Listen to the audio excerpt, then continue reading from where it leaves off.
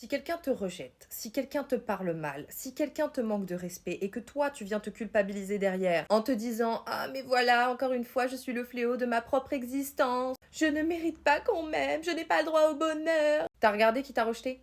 T'as regardé l'état de la situation sans mettre ton espèce de voile de l'amour qui n'en est pas là? Je vais t'expliquer autre chose. Arrête de mettre ta victimisation au centre d'absolument tout parce qu'au final, tu te dis oui, peut-être que je suis l'homme ou la femme de l'ombre. Alors que t'as un narcissisme hyper mal placé dans le truc là, vu que tu te dis c'est moi forcément le problème, c'est moi forcément la solution, c'est mon utilité qui dépend d'absolument tout. Non. Déjà, il y a deux choses de pourquoi les gens ils commencent des trucs avec vous, ils s'engagent pas ou alors ils changent d'un coup. Premier point, si vous leur donnez tout sans jamais avoir de standard, si vous leur donnez tout sans jamais avoir de limite, si vous leur donnez tout en étant qu'un oui et jamais un non, donc une personne, une demi-personne finalement, elles savent qu'elles peuvent tout avoir de vous juste en claquant des doigts.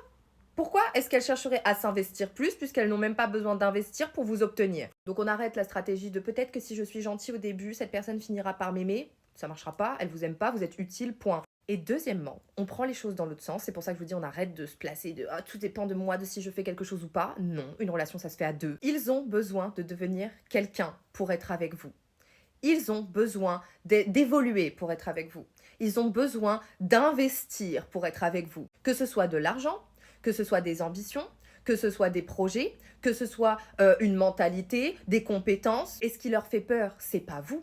Ce qui est trop, c'est pas vous, c'est eux. C'est pour eux que c'est trop. Ils n'ont pas envie de ça parce qu'ils sont très bien là où ils sont, à ne rien faire et avoir tout le monde à leurs pieds et juste faire des petits blabla par-ci par-là pour obtenir ce qu'ils souhaitent et ça leur va très bien. Comment ça, vous allez être exigeant du jour au lendemain et vouloir plus de... Ils sont pas capables de faire plus. Ils ont jamais fait plus. Ils ont toujours vécu sur leurs acquis. Comprenez ça. Donc dans les deux cas, c'est pas ton comportement vis-à-vis des autres qui pose problème. C'est pas toi le grand problème. Pour les autres, en tout cas. Par contre, tu es un problème pour toi.